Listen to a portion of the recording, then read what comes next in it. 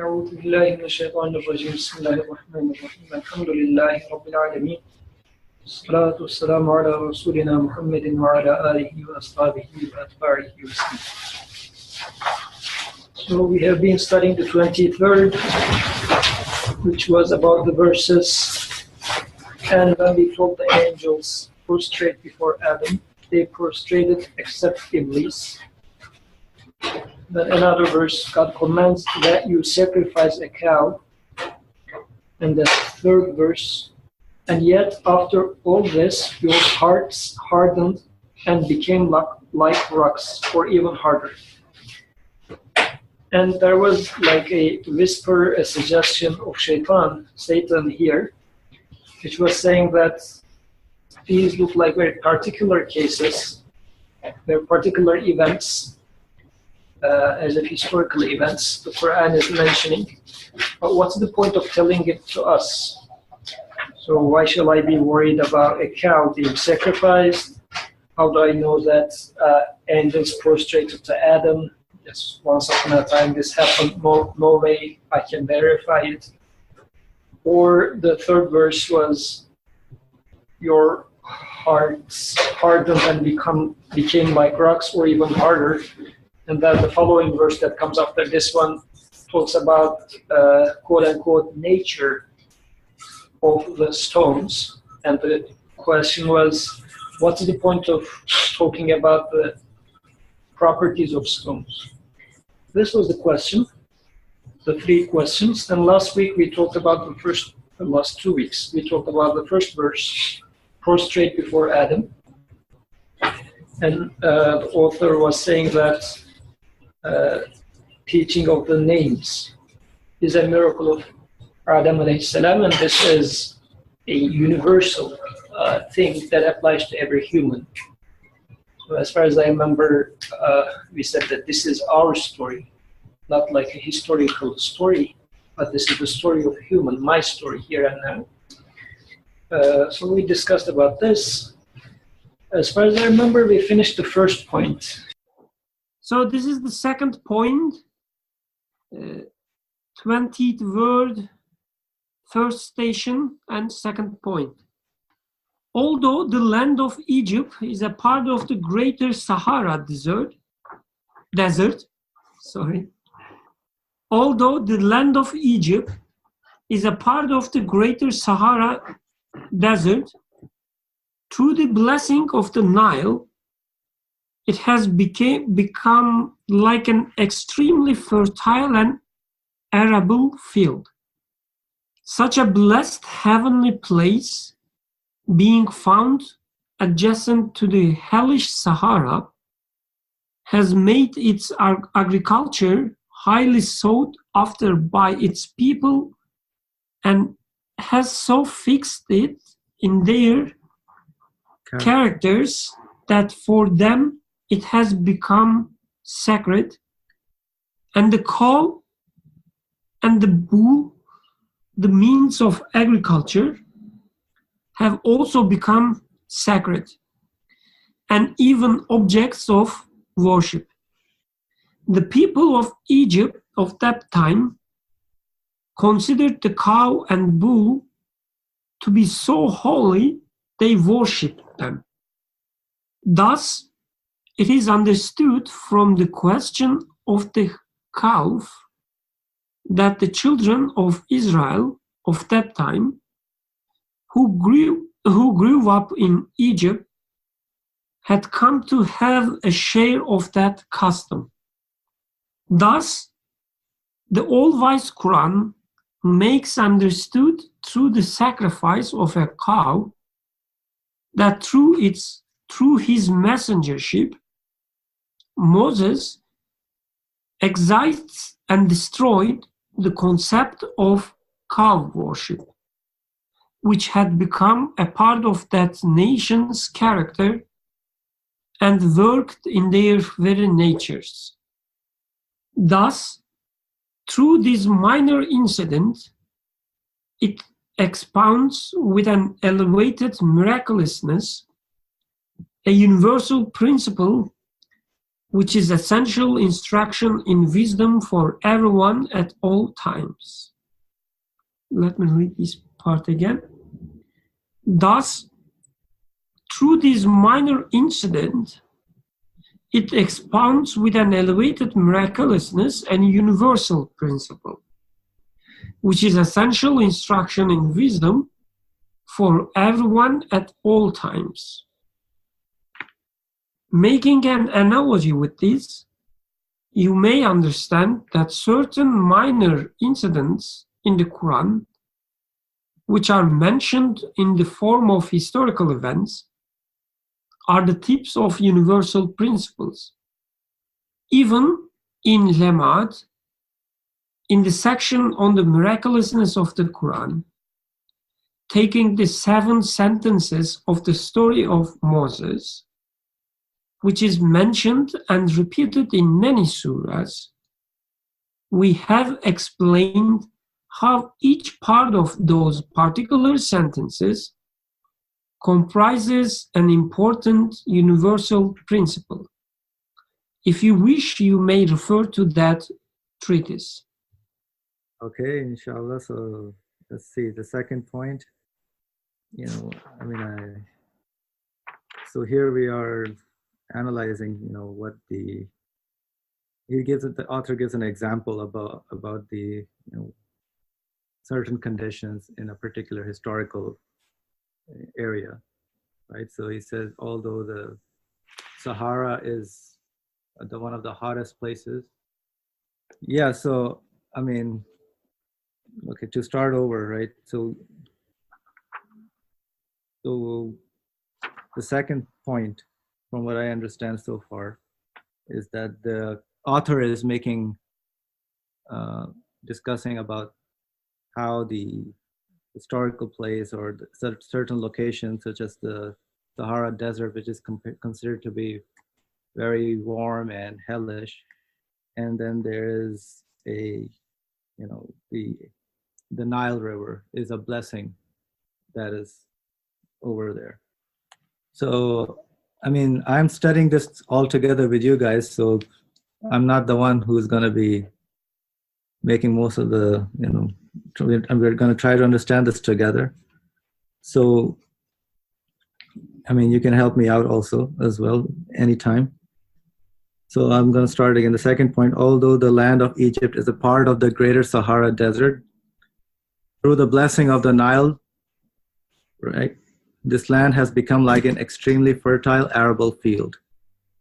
Now, such a blessed heavenly place being found adjacent to the hellish Sahara has made its agriculture highly sought after by its people and has so fixed it in their characters that for them it has become sacred. Right? Through this example, at least from what I'm getting, is the way the universe is set up for us. There are times that maybe we also think that something is actually fulfilling our needs, our human side.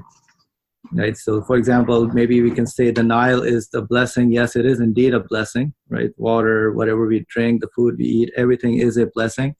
But we need to understand that to the point that, yes, it is a means. It is not something that is actually to be worshipped, right? So that's why some of the miraculousness of the Quran, at least what I'm getting, is pointing at the things that are in the universe that we experience. So anything that is in the universe that is created cannot be worshipped because they are all created. So far, that's what I am at least getting in this particular few lines, right? So what happened is the means of have become sacred and even objects of worship. The people of Egypt of that time considered the cow and bull to be so holy, they worshipped them.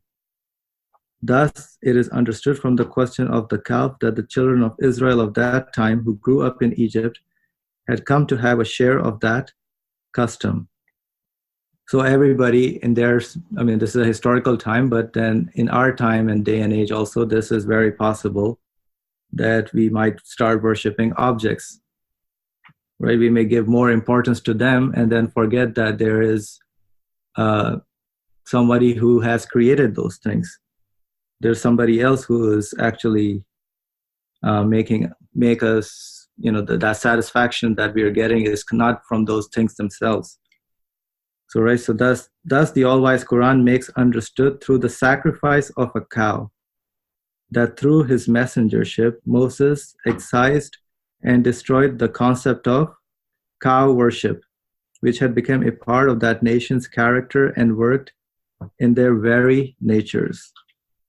So now the Quran brings this message to us that whatever you see in the universe, whatever you consider the most sacred or the most blessed or the most, something that you cannot live without, right?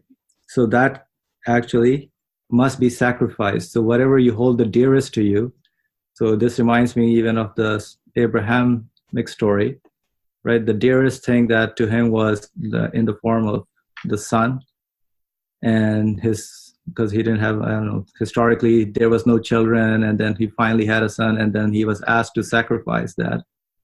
And then that is very symbolic in the same way the cow is mentioned here, that the sacrificing of the cow is a symbolic event to recognize who the source of existence of everything in the universe is. So, and that is brought by the Quran, and then the messengers also bring the same message as mentioned here, that Moses excised and destroyed the concept of cow worship. So whatever we hold dearest to us, right? It could be, let's say that my dearest are my parents, or it could be, maybe, I don't think anybody holds dear to their job anymore. I mean, at least in this group, but whatever it might be, right? So that has to be sacrificed. Sacrifice means that go through the layer of that object becomes a means, and you get to know who the source of that existence of that object is. So far, this is what I gather. It might be sounding very simple, but then please go ahead and let me know where there's missing or additions that can be made. Yes, Suhail, please go ahead. I don't know if you can hear me, but at least what I take from that for me personally, what the cow represents, and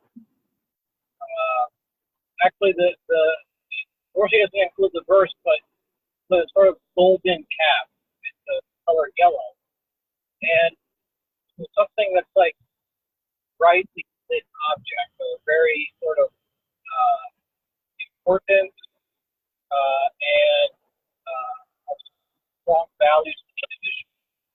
And I think, at least for me personally, in this day and age, especially like in the West, what is it that I or people generally value the most? It's maybe not a material object, but something immaterial. I think your ideas or thoughts.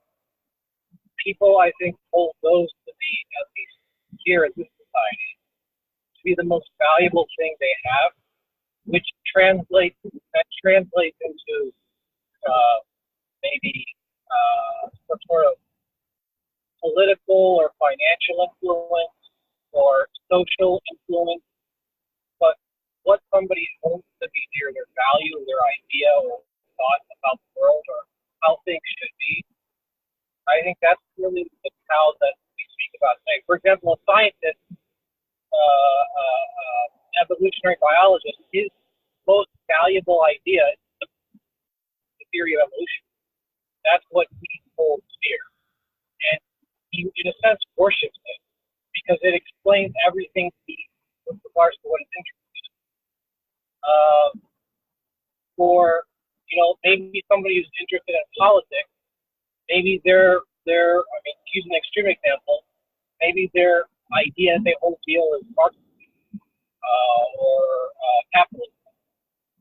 They hold those values dear for their own sake, because it sort of, satisfies their view of the world or how they want to understand things. And in the same sense, for Moses' people, their perception of the world through the cow or through agriculture. That's how they perceive the world. That's what they worship.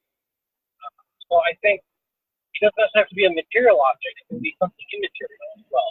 Just something that we hold dear and that we put value in for its own sake without reference to its source of Jazakallah khair. I will just try to repeat what I understand because the sound was a little bit shaky.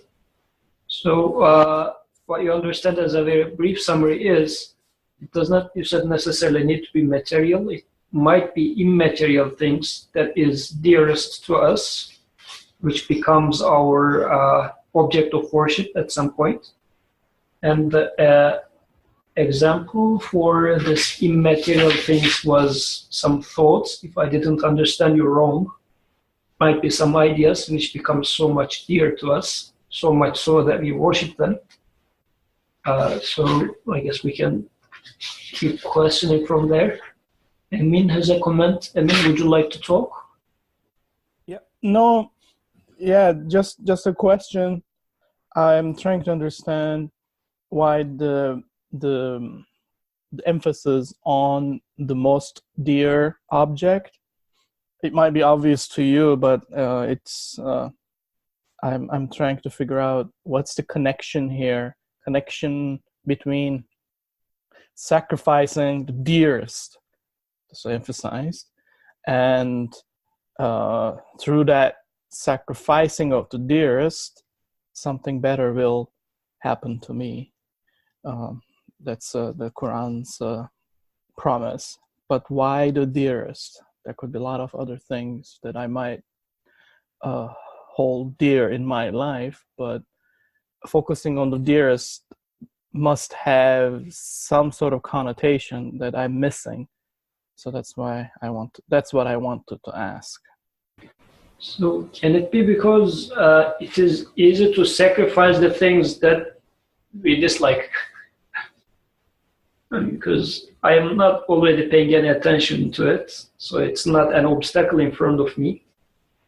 So this sounds like human wants to get attached or wants to attain something, and apparently the things, this might sound a little bit like jumping to the conclusion, but the things other than the divine, the absolute, if I try to put them into my heart, I'm going to use that word heart, then as if the Creator says that, no, you should get rid of them. I want that space for myself.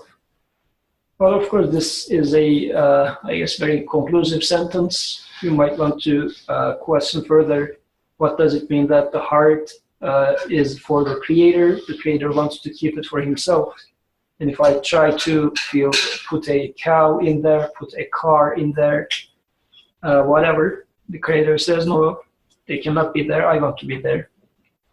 So, I mean, this part is more or less clear if we follow the scripture, but can I verify truthfulness of that?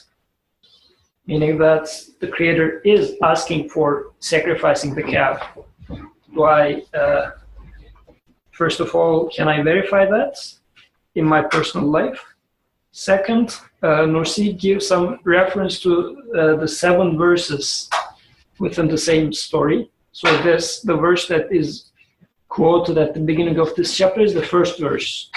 The following verses are how Bani Israel didn't want to sacrifice this cow, how they sort of made things tougher, asking questions not to find an answer, but just keep asking, so on and so forth. So am I doing something similar? Maybe we can ask that.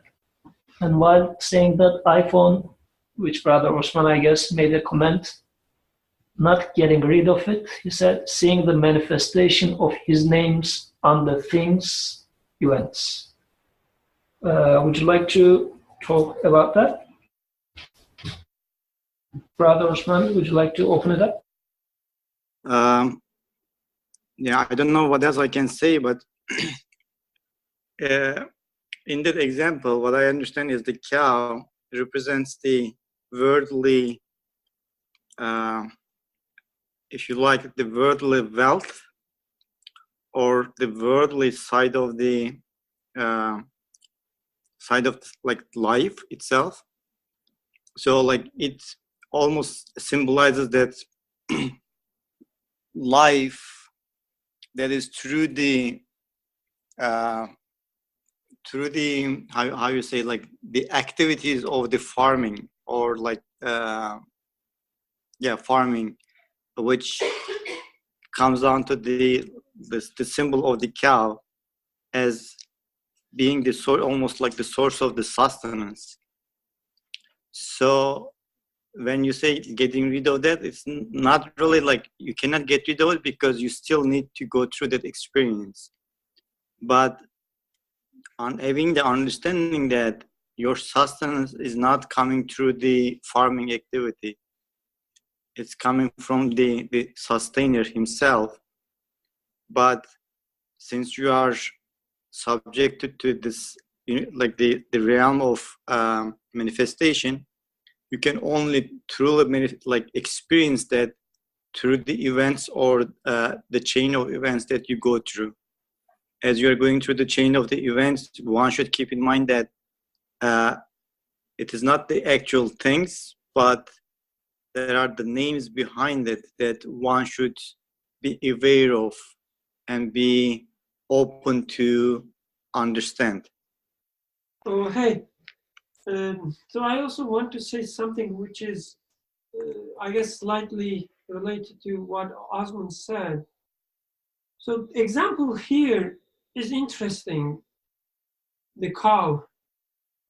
So the people of Israel, or people of Egypt at that time, they don't, for instance, worship some space creatures, or they don't just worship, I don't know, the spaghetti monster or some imaginary stuff. But it's real in their life, and also its apparent benefit or the sustenance that they get through it is also there, real. Like they live in the middle of a desert, they need water, and Nile is there. They need agriculture so desperately, and agriculture is there. And the means of agriculture, like the cow, bull, and so on, they're all there and really benefiting them. So it's almost reasonable to worship cow, okay? And I guess the challenge of Quran then makes more sense. Taking it serious and seeing it as a challenge, or showing us as a challenge. So with the challenge, I guess the word, like the challenge, is important, that whatever we are asked to sacrifice is something which we really benefit, which we really like, which is really part of our existence. And it is a means of a sustenance for us, or it's a means of, let's say, satisfaction for us. Like the example of Abraham and his son. So it is really real. So yeah, can I just add something very quick? Yeah, please. Just this is like in addition to said, for example, like how Nursi understands this verse is not literal at all, right? He's taking the verse, trying to put in a context, and tries to understand how we can really benefit from that verse and how it applies to us, like in our own like age and context. So he takes it as a figurative speech, not necessarily as a literal speech. And once you approach the revelation with that mindset, then the question is, what is our cow in today's society, in this age, in our own context, that represents our as a source of like our livelihoods here. When we ask these questions, my next questions would be like, how many of us really truly is not trembling with the like fear of losing the job, for example? And we can ask ourselves, like, you don't have to answer this question. Everyone can like answer the question for himself. How many of us really fully content with the idea that God is the sustainer of every single living animate and inanimate beings in the universe? So no matter what, the sustenance will come from somewhere. So how many of us really have that kind of ease or contentment in the heart that know that it comes from the Creator? It is not the job, it is not the boss. So you go to work every day with that kind of contentment. So to continue what I was saying, and I agree with Osman, I guess this will be continuation of what he was saying as well.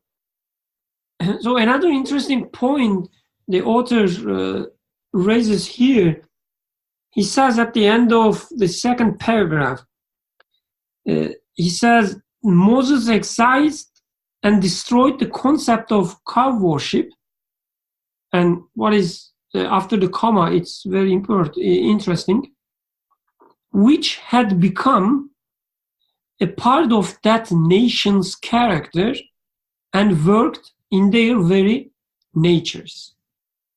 So this cow worship, whatever it is in our time, it's like a part of the nation's character. It's so within us. It's like an integral part of us. When I define myself, like if you ask me what is Birkan, and when I try to define myself, I will find my cow in this definition. If somebody asks me, like, what do you think about Yusuf? How would you define Yusuf? And your relationship with the Yusuf, I will cow in this relationship, in this definition as well. And going back to Yusuf's question, like, do we see that the Quran is challenging us, or the Quran is inviting us to sacrifice our cows and so on? I guess the question is simply no, because whatever cow is, it is part of our character. It is part of our nature's character, nation's character. So we wouldn't even be aware that, whatever it is, it should be sacrificed. So for instance, like imagine you go and tell someone in Turkey or any nation like a Turkey, and say that, do you know what? You shouldn't worship your previous generations. You shouldn't worship their achievements. Like, who would take it serious? Who would take it as a challenge from Quran? Or you shouldn't worship the power of the state. You shouldn't like blindly follow the politicians and so on, whatever. Like everything we do.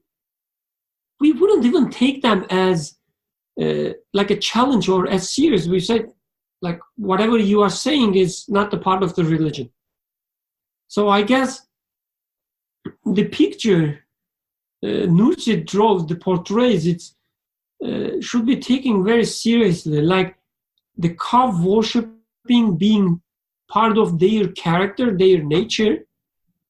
So I guess we should start questioning our nature, like how we define ourselves, and ask the question whether our love towards this object, whatever it is, whether this love try to replace the love of God or not, which is, I guess, very hard to do, very like the challenging yourself, challenging your own definition, how you define yourself. It must be very hard. It must be very difficult. So whatever the values that the civilization is defining, and we also have in our character, we are also seeing that, what do we value in our, in our being? Like, what do we hold? Yeah, what do we hold dear to us? What is like something that, even as simple as drinking a glass of water? How does, how do we define that? Whatever we interact with in this world, what is the way what has become of the character of this world that we live in, and how are we interacting with that, and is that part of our character as well? And that's at least how the Quran is clarifying that, by a simple example, look, by the sacrificing of the cow. I mean, it gives me to introspect what my character is and how I see things. We start taking all these senses and feelings that we think they belong to us, right? And, that's how at least even the society, it tells, their values that it promotes in terms of what, the successful individual is going to be. But then again, I have to see in terms of my, how I am seeing the world. What is the value I'm attaching to things? So a simple example actually is talking like a more kind of a universal principle of what the actual, message or what the Quran is bringing. Like, again, the author mentions that like a simple example is actually discussing a very universal idea. Emin had a comment, two comments. Previously he said, obstacle analogy helps me to better understand the importance of dearest. And then he said, cow, or modern equivalent, is quite visible and immediately available to pick as source of sustenance. But Quran invites humans to think and reflect. If you will get deeper to question this premature and perhaps shallow conclusion. Okay, so the shallow conclusion in here being modern equivalent of source of sustenance. Am I correct? Yeah, or cow. Yeah, you're right. Whatever the equivalent for us today. Obviously it's personal. It's difficult to find an overarching cow. So that's why I'm hesitant to give examples. So that's why I said modern equivalent. I think for shallow thinkers, or I'm not really talking about anyone, I'm talking about myself. If I'm not careful with my analysis of the situation, I might conclude that whatever is immediately available to me, that is the source. For example, when you are driving a vehicle, especially the modern vehicles, you press on the quote-unquote gas pedal, and most drivers think that they are actually, through their foot, they're actually making more power. But in fact, that gas pedal is not even gas pedal. It's just some actuator that's connected to lots of computers. It's not a gas pedal. It's not what you think it is. But for an untrained eye or mind, it's easy to consider that object as the source of power, because that conclusion did not require utilization of my entire human or various human qualities. I just see a connection and bang, immediately make a conclusion. That's what I mean by shallow conclusion.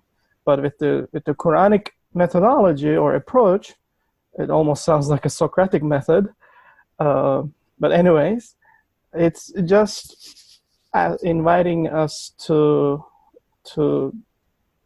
activate our given human qualities to see if indeed what you thought was the source could be really the source. And see it for yourself and come to your own conclusion after careful reflection.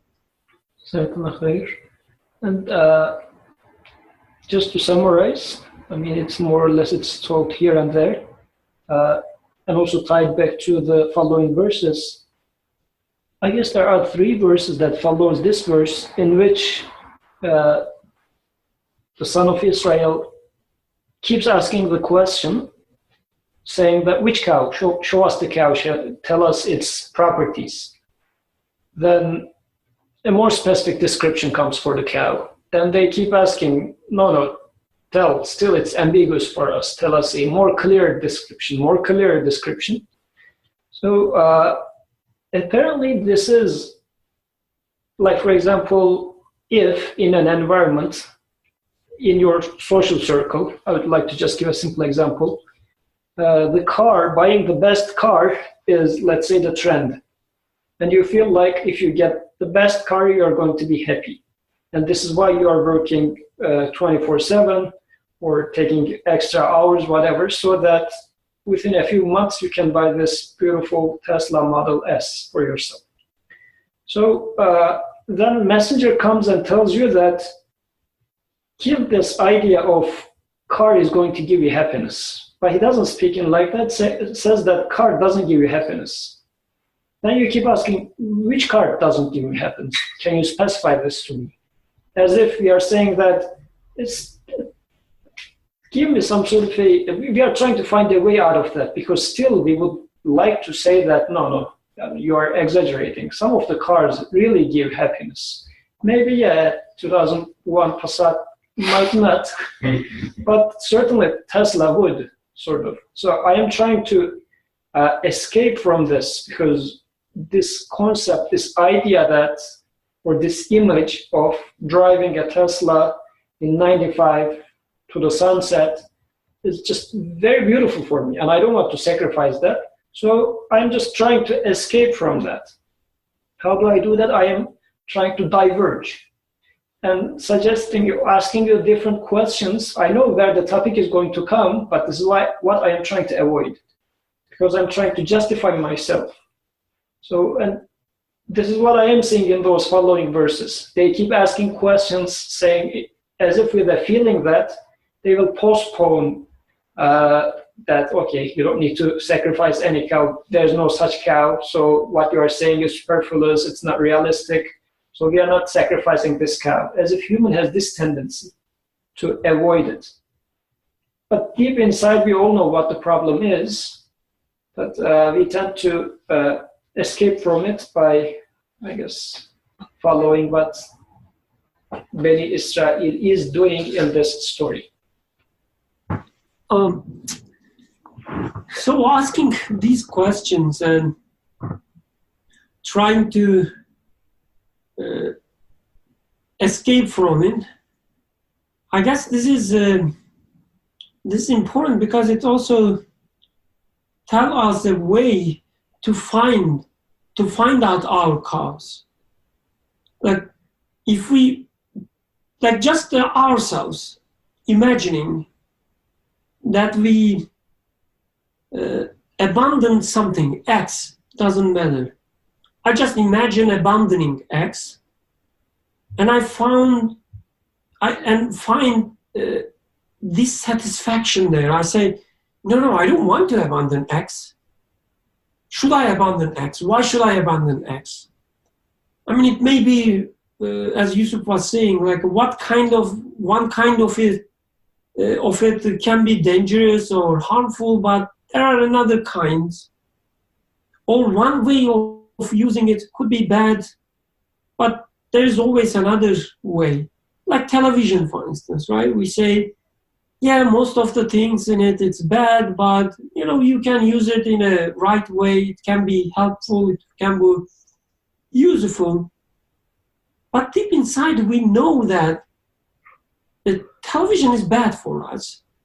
And the only reason we want to keep the television for the bad reasons.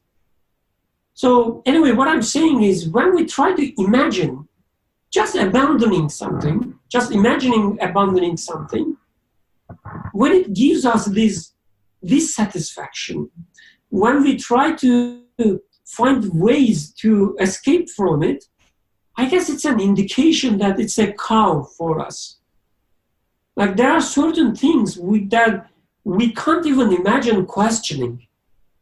So for instance, just for the sake of argument, and just make the discussion, maybe give the discussion more heat, just imagine that I would suggest you that you should stop using your mind. You should stop using your reasoning and try to find God using your heart.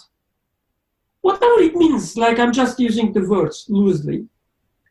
And whatever you understand from reasoning and whatever you understand from heart, doesn't matter. Just suggest yourself for a second and listen to yourself, like what kind of arguments, what kind of objections you developed immediately. What a stupid suggestion. How am I going to find my God without using my reasoning? How am I supposed to reach a conviction? How am I X? How am I Y? Whatever. All these objections come to your minds. I guess it tells you something about your attitude against your, again, just for the sake of example, your reasoning. Because like going back to this example of cow, as I said at the beginning, the cow is so real for people of Egypt. It's not something imaginary. It's really there, and they really use it. It is a means of it's a means of agriculture. It's a means of sustenance for them. So it doesn't really make sense to sacrifice a cow. Most of them are poor, so they have, let's say, one cow or a few, let's say, and somebody telling them just sacrifice the cow. Like, it doesn't make sense. How they are supposed to... That's their livelihood. Yes. How they are supposed to reach their sustainer,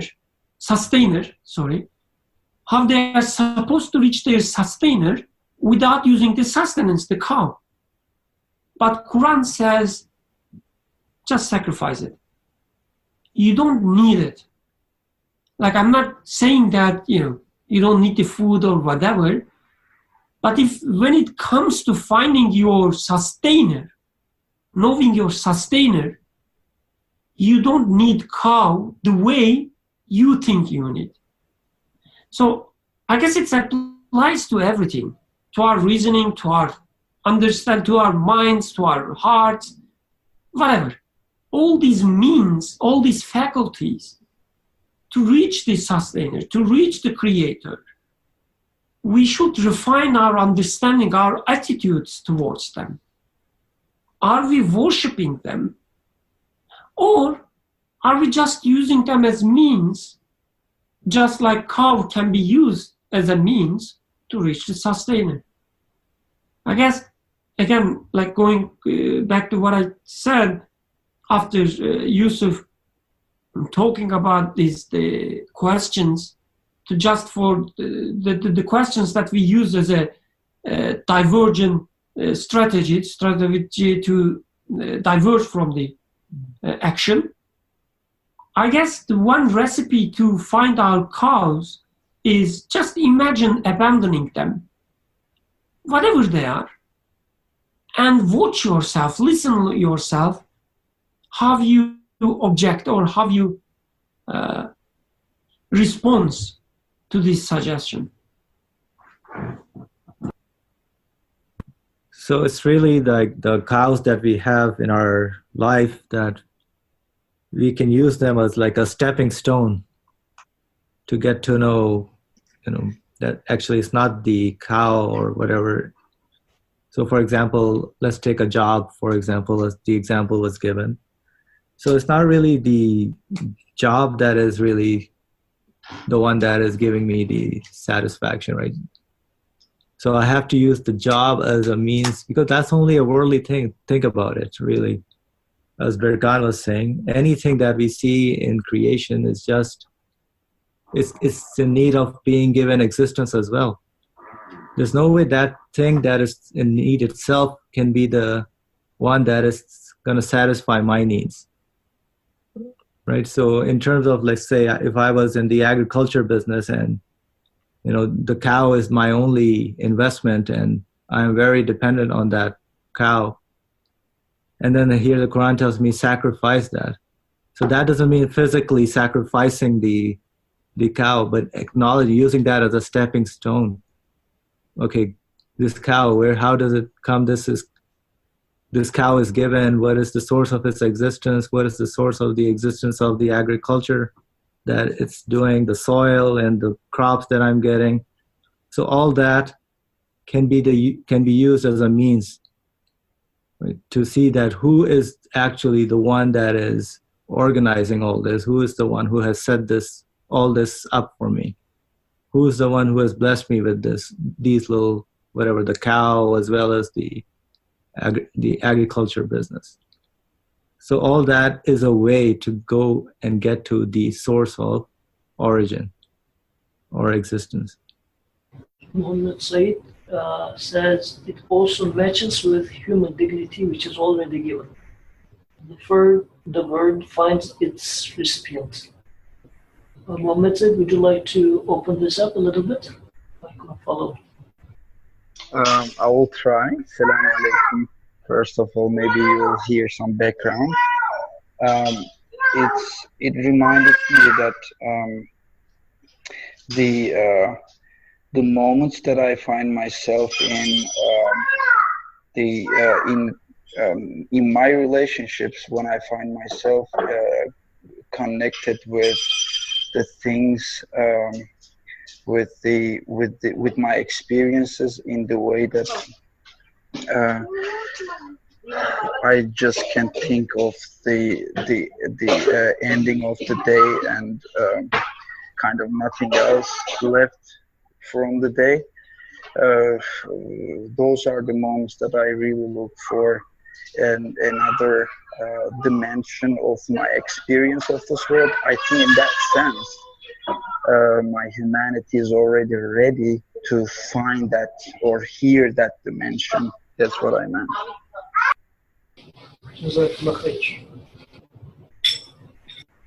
Okay, yes, awesome. Any further comment, or shall we continue? What do you think? Up to you guys, we can continue. May I say something? Yeah. I talk already too much, I know, but Chicago weather, it makes people come here. So one thing that this might be a little bit controversial, especially in our circle. But when it comes to such topics like sacrifice, including myself, right, all the comments we made so far, they all about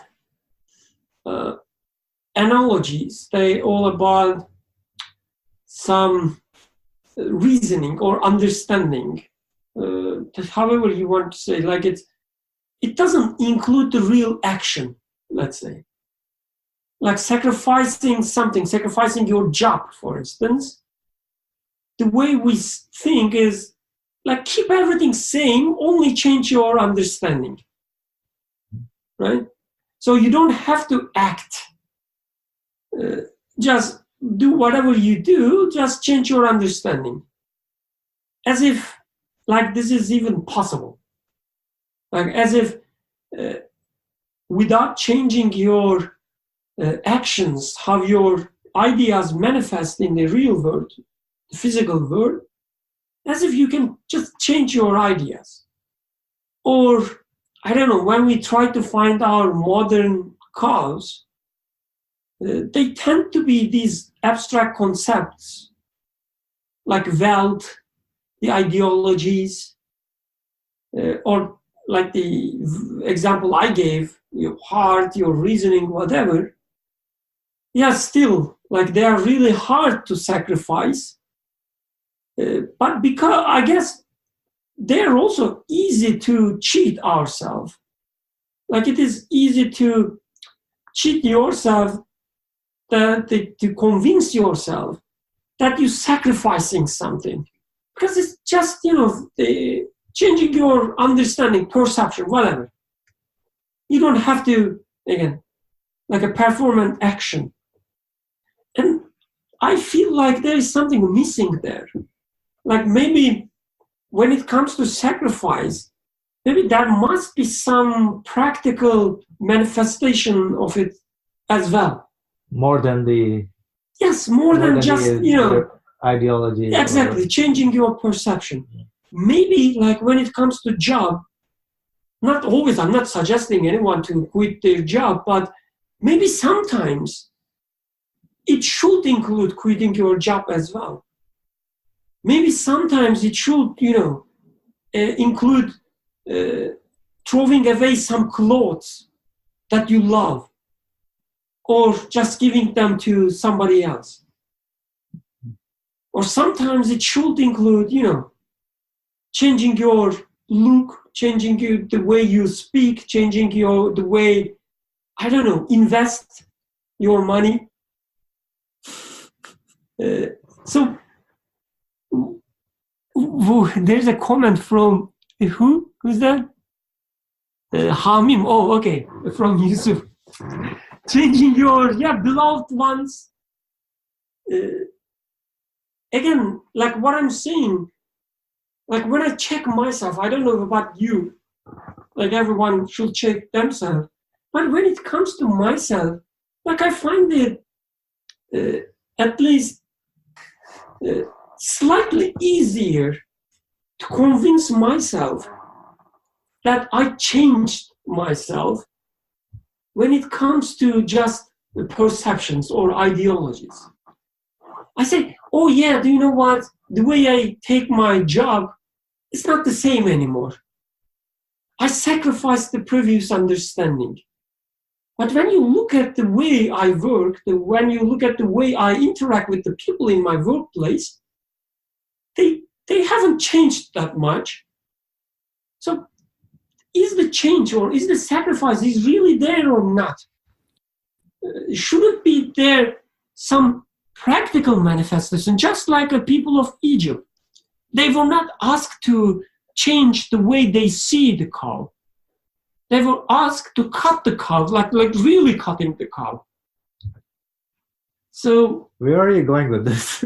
What I'm saying is, like sometimes I'm talking about myself, sometimes my approach to such topics, they are so lazy. Like I want to reach my sustainer in the same way I used to live before, right? I have to continue living the same as before. Nothing will change. I don't want to change the way I dress. I don't want to change the way I work. I interact with the people, whatever. The books I read, the way I use my faculties. Previously, I was, only relying on my heart. I will continue relying on my heart, whatever. Nothing will change. But somehow I will find my creator. Like this, I have this lazy attitude, which doesn't manifest itself with any practical action. So from what I understand, let me see if I get you right. You're saying that even though we have a worldview, right, we are convinced about, okay, yeah, this is not the actual thing that is satisfying me. I'm looking at the comments. Yeah, no, that's exactly but do we really mean that? Are we living that particular with that understanding or with that worldview? Right? Is that really real for us, or are we just faking kind of it? Like, yeah, I have this, understand, but then really, oh no, I really can't quit my job because, the job is an example, but it's just, so there's a lot of things in our lives that maybe, we have to somehow, really live that worldview with that worldview. Not just be like saying it out and being convinced, but then not really putting it into, when it comes to our, when we are going through certain events or situations, are we mindful of that at that moment? That yeah, I mean, although all the events act as reminders for us, but from what I understand from Berkan is like really we have to make it more real and more practical. Yeah, go ahead, Yusuf. So, to give a practical example, let's say in all our discussions we say that we shouldn't be claiming ownership over anything, right? But fasting and giving charity, zakat. So these both are the means to attain this sort of an understanding. What I understand from Birkan saying is, without fasting 1 month out of 12, or giving 1 out of 40 of your wealth as charity, it's not that possible to even arrive to that consciousness of the creator is the owner. Because by doing this act of giving or doing the act of staying hungry for, not 12 months. So we shouldn't take it to the extreme saying that we should quit our jobs and become monk. It sounds like, yeah, then let's not eat anything for 12 months. So, but what we're saying in here is it might be that we are just speaking about God is the owner of everything. I am very much convinced about that. So since I arrived to that conclusion, then let's keep eating 12 months. So there needs to be some sort of a balance in there, which is this, let's say 1 month of fasting or giving 1 out of 40. So it's not that give all your money as charity, 1 out of 40, but through that, there is a part that you are going to experience something. So the consciousness is not only some sort of an intellectual consciousness in there. So by doing this action, you get to feel something, sense something, so a different level of consciousness is occurring. I guess this is what is being suggested in there. So, of course, it's going to change from person to person, but let's say when you are applying for a job, maybe not quitting your job, but when you are applying for a job, are you choosing your job based on a better income? Or let's say I am trying to choose this other job because it's going to give me more opportunity to think about my creator, let's say. It's going to save me some time to think about my creator. Since the example of quitting job is very extreme, but let's think about this other one. Am I opting in for a job which pays better? Yes. If this is the case, then this is what practically I should sacrifice. This is how it is going to show itself. If I'm not choosing the one that may be paying less, but yet going to give me more time to think about my creator, and yet I am claiming that I have the consciousness, I solved the problem in my perception, in my understanding, I'm not really there actually. I should be honest to myself. This is what I'm understanding from Birkan saying. So I would say we shouldn't be taking it to the other extreme, saying that, let's quit our jobs. Of course, this is not the case. But let's say if, maybe while I'm buying a house, while I'm buying a car, this sort of thing, when I do that, this is where my quote-unquote assumed consciousness is going to show itself. Well, yeah, it's the joking problem. I see Sohail's hand up. Does he want to say something? Sohail? Yeah, I would just add to what was said that really you can put it in this way. If you change, as in you change your worldview, but nothing around you changes, what has really changed? And if everything around you changes, do you change? As in, if suddenly tomorrow you didn't have a job, or you didn't have an income, or you didn't have the friends you have, or you weren't living in the place you wanted to live, or you weren't eating the food you wanted to eat, does your perception of the world change, really? Because then, if it does, then you, in a sense, may not see that all things are just, vehicles. They're just, signposts to their source of existence. But if you don't change, then you are content and satisfied no matter the situation. I mean, that's, you know, kind of, I guess, the highest level of belief, but you're content no matter the situation. And, you know, it doesn't have an effect on your perception about who the creator of the universe is. So, and then to use this point, in terms of change, if you change, how do things around you change? Really, it can be distilled down to, is anything you're doing is it bringing you closer to your source of existence, to His quality?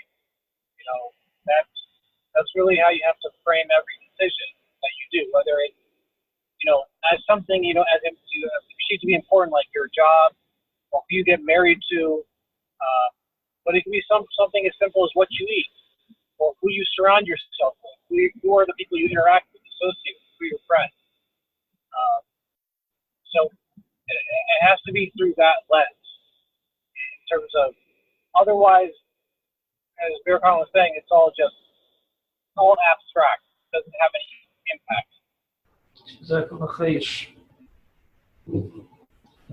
Any further comments, questions? One more thing, since I started, all these controversial, let's say, the saying.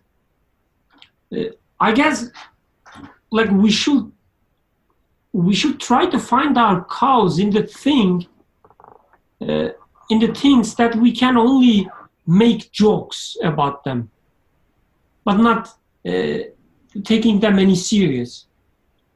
Things like, the jobs. Like, we can only make jokes, to be honest ourselves, right? We can only make a joke about quitting our jobs. Nothing more. Because as Nursi is saying, having a job, having let's say, regular income, okay, in our society is the part of the nation's character. You have to have a regular income. You have to have a regular job. Right? You cannot, for instance, work for a few months to collect money to, let's say, secure your quote-unquote next 6 months in which you will study something, or in which you will pray, whatever it means for you. Such a lifestyle is only a joke. Let's be honest to ourselves. And why it is a joke? Not because, it's forbidden, the opposite, the forbidden Quran or whatever in belief. No, it's a joke because it's a part of our nation's character. Or insurance, health insurance, right? So we can only make jokes. We can only make discussions about it, but we cannot take it serious. Living in US without health insurance, this is part of the nation's character. We cannot think the opposite at all. Can I interject? I am not sure if this is really such an extreme case to realign yourself the way you live according to the worldview that you have and the kind of life that you want to live. I'm not sure if this is such an extreme idea, because you see this in the life of the Sahaba, and in the recent history, you see this in the lives of the Nursi's very close initial students, how they actually there is a significant shift in their life, and they realign themselves in a way that they want to pursue the life they want to have. So I don't think it is such an extreme idea or such an idealistic expectations. But at the same time, I am not sure if we are aware of the fact that no matter what we do, like whether we do the job A versus the job B, whether it is like a temporary or permanent, at the end of the day or the next morning when you wake up, you will be hungry again. And there will be a manifestation of the name of the Razak that will constantly make you go through the thirst, hunger, satisfaction cycle at least 3 to 3 times a day, right? So we are not, I'm sure that's not what you guys mean, but like I kind of felt the need to underline this. We don't have that kind of expectations, right? Like in a way that, okay, let's just make a dramatic change in our life, and God is the sustainer of every needs. So that means that like we will not, we will also like reject the, how you say, like the system, or I'm not sure what the right word to use here. The system that he placed in this creation, that we have some way we have to have recourse to those immediate causes as well. In another verse, like when there is a verse like challenging human being that get out of my creation if you can. So we cannot get out of his creation, and in this creation you are subjected to also like wake up in the morning, look for your sustenance, knowing that the sustenance comes from the Creator, but at the same time you are charged with the duty to look for your own sustenance. And when you look at the animal kingdom, you see this like especially early in the morning, especially with the birds, for example. And of course, like there's no need to talk about human beings, like how we are always after something. So this is the setup. This is the play that he placed in this creation, and I don't think we have an option not to follow it. So I just want to show the both side of the case, just to make sure that we need to have some sort of balance when we talk about these subjects. So it's not that kill all the cows. So messenger was asking them to kill a single cow, because by doing so, they would practice that cow is not divine. So this is what I'm understanding from Brother Osman's comment. So yes, there in this today's life, let it be using Birkan's example, job or insurance, whatever. Am I able to sacrifice one such a thing just for myself to realize and practice that it is not my protector?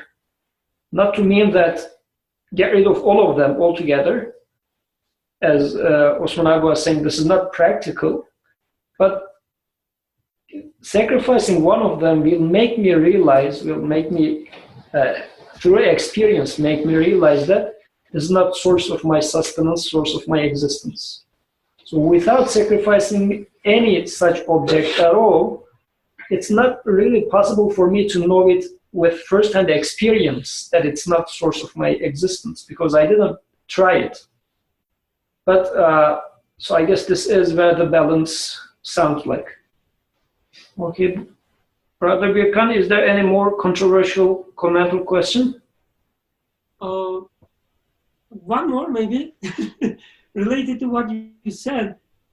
I guess yes, I agree that the Creator asked them to sacrifice one cow, just like He's asking us, for instance, giving charity by giving away, what is 1/40 of our wealth. Is it 1/40? Something around, right? Yes. But he doesn't he also say that, just think about giving your wealth, or just give one amount. Like, yes, you don't have to sacrifice all the cows in the village, but sacrifice one of them, at least practice. So I guess we should ask ourselves as well, we should ask ourselves to do the same thing. Like I'm telling this to myself so that maybe, when I speak aloud, I can maybe convince myself, encourage myself that at least sacrifice one. Again, in practical way. Not only by the tongue or by imagination, just sacrifice one thing, practice it, and see how it is really hard. When we talk, for instance, when we discuss right now, like my mind is full of all these cows, right? I say, oh yeah, do you know what? This is also a cow for me. This is also a cow for me. That is also a cow for me. Probably it happens to all of you. Like you come up with these ideas of the cows in your lives. At least sacrifice one of them. Just kill one of them in a practical manner. Really get rid of it. Really kill it. Really quit it. Whatever it is. But practice. Yeah, but here there was a comment saying that is it eating olives for you, maybe? This is the most like nonsensical suggestion I heard. So I'm just ignoring it. Quitting olives, it doesn't make sense at all. Feriha, you were saying something? Feriha? Your mic was open at some point. Are you going to say something? Okay. So, yes, Asim, what do you think? Shall we continue with the third point or what else? Sure, we can do that. So let me just read the last, paragraph. So, so this verse that we're studying is about God commands that you sacrifice a cow, which is in the Quran, chapter 2, verse 67. So that's just one statement, and we're trying to understand what that means, what that's sacrificing a cow, like why would such a simple statement be told by our Creator that, hey, sacrifice a cow. So just to put things back into context and perspective. So again, so that's what the author says, that through this minor incident, the Quran expounds with an elevated miraculousness a universal principle, which is essential instruction. So the essential instruction is interesting to me. And, like he says, essential instruction and wisdom for everyone at all times. So that tells me what the human nature and the way we are made in this world. There is a purpose and a reason that why we have all these, the way the world is, the way we have our senses and tools and qualities to make sense of things. And this is a way for us to learn, and that's why now that this actual statement from the Quran makes more sense based on what we are discussing on how the sacrifice can happen. Right? Look at all the different things what are the cows in our lives, and does this actually hint at this universal principle? Right? So it may be very minor, it sounds very simple, but then it is actually a very, very fundamental principle, right, that it's pointing at. And then this is also not just for the people of Egypt or in India or somewhere where, they say, oh, those are cow worshippers, but as Suhail also emphasized, it's not just material, it's immaterial things, we might be worshiping ourselves as well. So it's all those, the influx of whatever we are being exposed to. So those are the cows in our lives. So we have to be very mindful and careful in how, what the work is, the worldview that we are living with. So that definitely it is applicable at all times. So that makes sense to me. So now next paragraph is making an analogy with this. You may understand that certain minor incidents in the Quran, which are mentioned in the form of historical events. So those minor matters and incidents are mentioned in the form of historical events, but they are the tips of universal principles, as we were saying. So even in some book, in the section on the miraculousness of the Quran, taking the 7 sentences of the story of Moses, which is mentioned and repeated in many surahs. So the author, we have explained how each part of those particular sentences comprises an important universal principle. If you wish, you may refer to that treatise. So all these, basically his point in the second point was about how all these minor incidents are actually hinting at the universal principle. That is the important point from the second point. And with that, I will pause to see if we are all good with this, and then we can move on to the third point. So as we have half an hour, just a suggestion.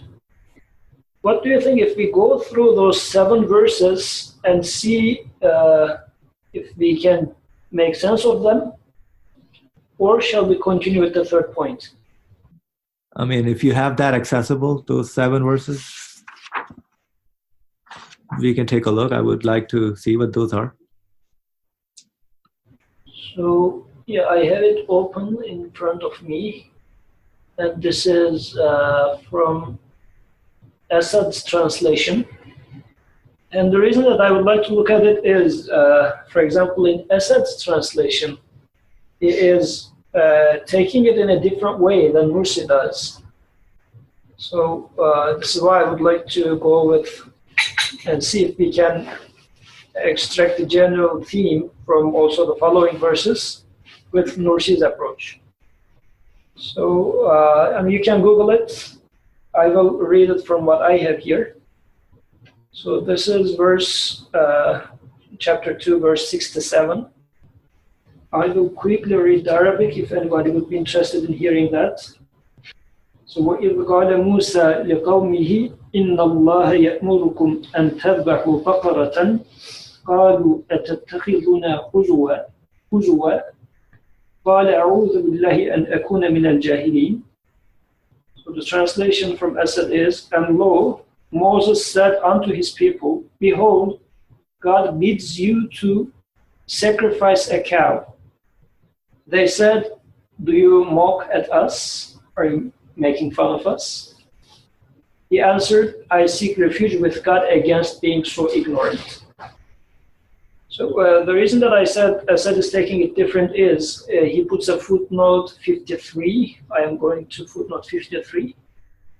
And Asad says, as is evident from verse 72, the story related in this and the subsequent passages almost certainly refers to the Mosaic law, which ordains that in certain cases of unresolved murder, a cow should be sacrificed, and the elders of the town or village nearest to the place of the murder should wash their hands over it and declare, our hands have not shed this blood, neither have our eyes seen it. Whereupon the community would be absolved of collective responsibility. For the details of this Old Testament ordinance, see Deuteronomy 21, verses 1 to 9. So apparently he is taking this, and although this is not within the text, Quran doesn't make this clear, but Asad is going to the Old Testament and saying that these verses are referring to this Jewish tradition, the Mosaic law that asks for it. But Nursi is not doing so. Nursi is saying that this commanding of sacrifice of cow is for abolishing the concept of cow worshipping. So there is going to be some sort of a difference because of that. And one part that attracts my attention in here is when Musa alayhi salam tells them to sacrifice the cow, their response is, "Are you serious? Are you making fun of us? How come?" And Birkan was pointing to that with, we take things to be joke. Verse 68. So as now a response to the Moses, they say, قالوا ادع لنا ربك يبين لنا ما هي قال إنه يقول إنها بقرة لا فارض ولا بكر عوان بين ذلك فافعلوا ما تؤمرون. Then they pray on our behalf unto your sustainer that he make clear to us what she is to be like. She in here refers to the cow. So ask your Lord that what this cow is like. Moses replied, "Behold, indeed, he says it is to be a cow, neither old nor immature, but of an age in between.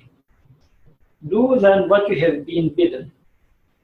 So this, after their question, I guess there's this immediate response from Musa saying that this is what it is, do it.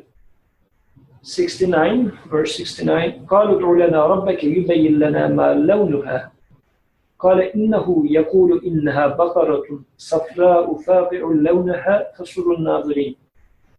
And again said, they pray on your behalf unto your sustainer that he make clear to us what her color should be. He answered, Moses answered, "Behold, he says." So I guess there is also this emphasis here. He says, the Creator says, so it's not me saying. He says, it is to be a yellow cow, bright of hue, pleasing to the beholder. Verse 70. قالوا ادع لنا ربك يبين لنا ما هي إن البقرة تشابه علينا وإنا إن شاء الله لمهتدون. But they said, pray on our behalf unto your sustainer that he make clear to us what she is to be like. For to us all cows resemble one another. And then if God so wills, we shall truly be guided aright. Verse 71. قال إنه يقول إنها بقرة لا ظلول تثير الأرض ولا تسقي الحرث مسلمة لا شية فيها. قالوا الآن جئت بالحق فذبحوها وما كادوا يفعلون. Moses answered, "Behold, he says it is to be a cow, not broken in to plow the earth, or to water the crops, free of fault, without markings of any other color." Said they, "At last you have brought us the truth." And thereupon they sacrificed her, although they had almost left it undone. Yeah, there's a long footnote that Asad puts here. I am skipping this part. Okay, so this was the first 5 verses. I guess more or less we talk about those 5, within our discussion. So there is some sort of a cow, and we are trying to just avoid or diverge by maybe bringing some excuses, questions, reasonings, not to sacrifice it, practically sacrifice it. But then comes 2 more verses. What do you think about these? So now 72. وَإِذْ قَتَلْتُمْ نَفْسًا فَادَّارَأْتُمْ فِيهَا وَاللَّهُ مُخْرِجٌ مَا كُنْتُمْ تَكْتُمُونَ. And also, since he is giving the translation together, I will read 73 as well. فَقُلْنَا ضْرِبُوهُ بِبَعْضِهَا كَذَلِكَ يُحْيِي اللَّهُ الْمَوْتَى وَيُرِيكُمْ آيَاتِهِ لَعَلَّكُمْ تَعْقِلُونَ. 72 and 73. For, O children of Israel, because you had slain a human being and then cast the blame for this crime upon one another, although God will bring to light what you would conceal. And this, for the verse 73, this translation is, I think we should read it from maybe 2 or 3 different translations. This is where things are getting a little bit interesting. So this is Asad's translation. We said, apply this principle, within parentheses, to some of those, again parentheses, cases of unresolved murder. In this way, God saves lives from the death, or God gives life to death, Asad translates it as, "This way God saves lives from death and shows you his will, so that you might," within parentheses, "learn to use your reason." So this last verse is, I guess, Asad's translation is a little bit unique here, because in most of the other translations, it goes like, "Sacrifice this cow, and with a part of this cow, hit the dead man." And again, they put a lot of parentheses in there. "The dead man will be resurrected, will tell you who the killer is, and by that the Creator will show you how he resurrects the dead." This is how generally it was being translated. But as said in here, because the verse is very short though, I mean, in any case, people are adding a lot of parentheses in there, in both cases. The verse is saying, فَقُلْنَضْرِبُوهُ بِبَعْضِهَا. So we said, hit with it, with part of it to it. So there are two it's here. I should say, فَقُلْنَضْرِبُوهُ بِبَعْضِهَا. So hit to it, I mean, hit to him, I should say, نَضْرِبُوهُ بِبَعْضِهَا, with a part of she. And I guess this is why, because of this he, she over there, the classical translators take it as hit with part of she, with bardiha being the part of cow, hit to the he, which is the dead body. I guess the assumption in here is the crime was a man was killed, so he, and the cow is a she, so you kill the cow, take a part of the cow, meat of the cow, hit with it to the dead body will resurrect, whatever. But in any case, Nursi didn't explain it in here, and we already read how Asad is taking it. And the way Asad takes it is he's taking this waraba as the giving an example, so telling a metaphor. So because this is another dictionary definition of this word, warab. But yeah, if anybody has anything to say about that, I'll be happy to hear. So, like, you know, the author is making a point that each of those sentences in the verses that you read, Yusuf, about is actually comprising of a important universal principle.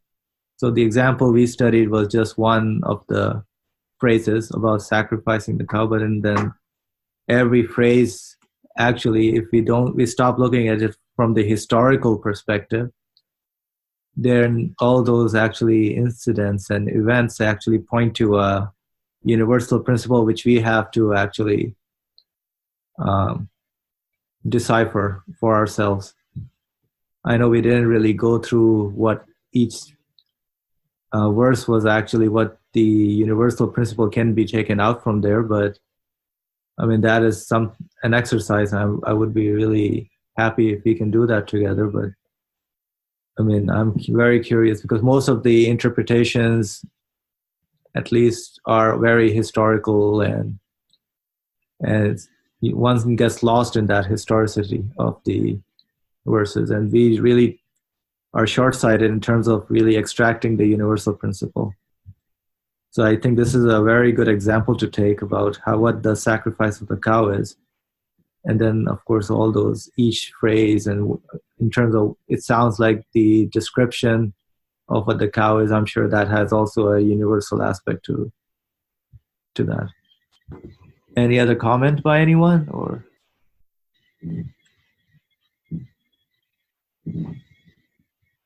hey, Conley, does it make sense to you? I know you joined a little bit late. I confess I have actually tonight been a little bit distracted as well, in addition to arriving late, so that's why I've been kind of quiet.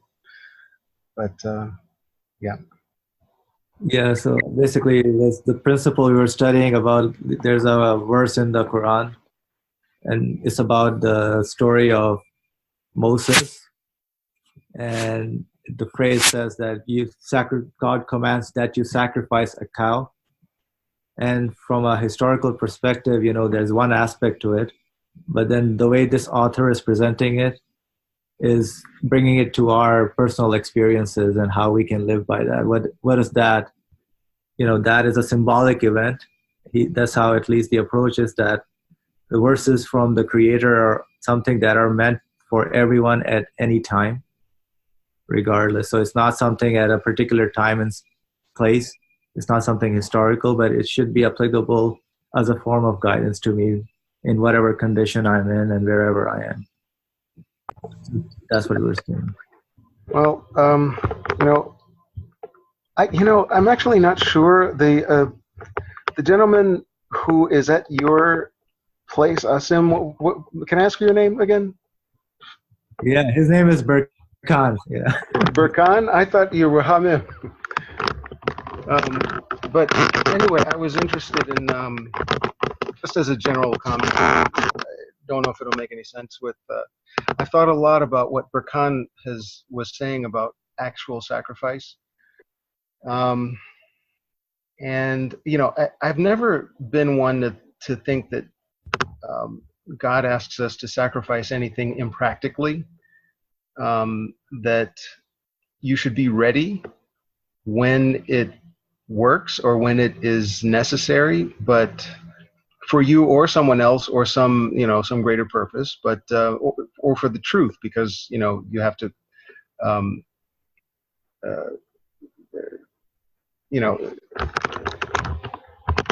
when I say for the truth, I just mean give up something that is not good for you. So, but I don't, in that context, it's a sacrifice turns out not to be a sacrifice, as I understand God. I don't think God tells you to do anything that's not good for you or someone else. So it's not actually a sacrifice; it's a protection or a something that's a benefit for you in the long run. And that's how I tend to think about it. But I do, putting your money where your mouth is. I agree. There's no reason to talk about it much or even think about it much, except if you arrive at some actual practical change.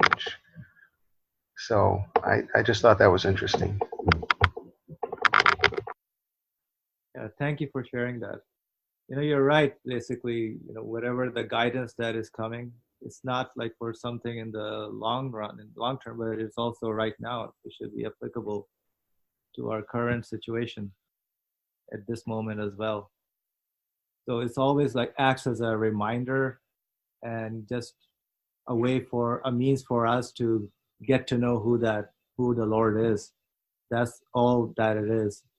Basically, all that guidance is just for us to know who this Lord that we keep talking about and we keep referring to, and we get a better idea and get a better understanding and live by that understanding. Yeah, thank you for sharing that. Anybody else wants to say anything? We have a few minutes left. So since there's a lot of silence, should we just read the verses from the third point and then we can take it on next time? Sounds good. Okay, Bismillah. So going on the theme, this is the third point of this 20th word, first station. And it says, and yet, after all this, your hearts hardened and became like rocks. So after all this, your hearts hardened and became like rocks, or even harder. For behold, there are rocks from which streams gush forth. For behold, there are rocks from which streams gush forth. And behold, there are some from which, when they are cleft, water issues. And behold, there are some from which, when they are cleft, water issues. and there are some that fall down for awe of God. So there are some rocks that fall down for awe of God. And then it concludes, and God is not unmindful of what you do.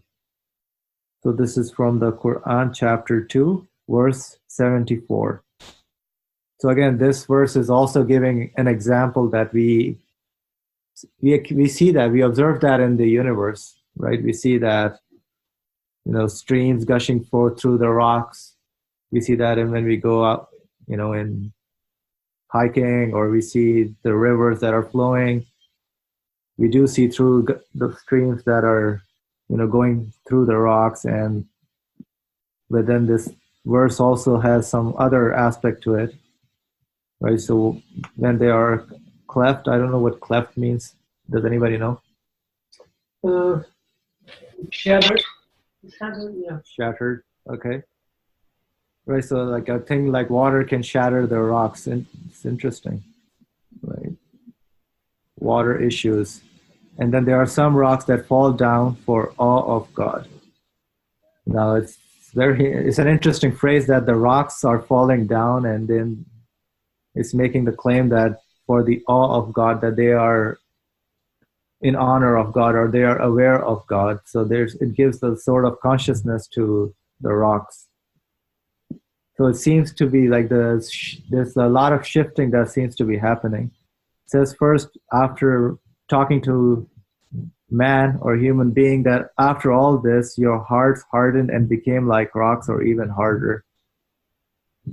So I guess we'll have to read through the whole point to understand what, how the author is understanding this. But so the human heart becomes so hard that it's not even seeing what the reality is, or it's not even questioning anymore, or not even accepting, or maybe even rejecting. So the heart's basically the human side. That's what at least I understand when the scriptures talk about the heart.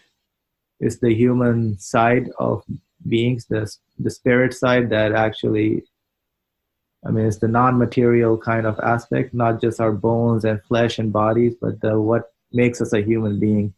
So that side is becoming like a very hard and like rocks, or even harder. And then he switches on to what the rocks are. The way the Quran is emphasizing that. So anybody else has any immediate thoughts on these verses? So I can continue reading, and then we can always pick it up. So he says, while reading the above verse, the whisperer said, the whisperer, again, I guess, the one that was the Satan who was questioning, right? The whisperer said, what meaning is there in discussing and explaining, as though they were the most important and significant of matters, certain natural states of rocks, which are commonplace and everyone knows about? So the whisperer is asking, what is the point of mentioning all these that are observable within the human realm, right? And everybody seems to know that because they see it. And so why is this being mentioned and explained as though they were the most important and significant of matters? Yeah, certain natural state of rocks which are commonplace and everyone knows about it. So he's asking, how is this fitting? How is it fitting? And what need is there to mention all this? So does that question make sense? This could be our question also, right? When we read, for example, these verses, I could ask the same thing. What is the reason my God or my Lord is telling me about rocks? And yes, I see that. Why am I being drawn to attention to these rocks? What is the purpose in Scripture telling me about that? Is that something we can all relate to? Yeah, I guess yes. These are just ordinary things about the stones, but giving it so much of a space to tell about properties of rocks within speech of the Creator seems to be at least waste. What's the point of mentioning it in such detail? And even you can say that Like somebody who studies geography could even argue that no, actually, we can classify stones into 7, not into 3. This is even a misleading description. I mean, even somebody can come up with this sort of an argument as well. Okay, so yeah, I mean, some things to think about, why like all this language and the guidance that is telling us about all these things that we observe, you know, how can we take that as guidance? What is the actual universal principle that all these simple matters are pointing to? So I guess it's along the same lines as the second point. This third point is starting, and I think inshallah we can continue on next week, I think, because the time is up for now. سبحانك لا علم لنا إلا ما علمتنا إنك أنت العليم الحكيم. الفاتحة.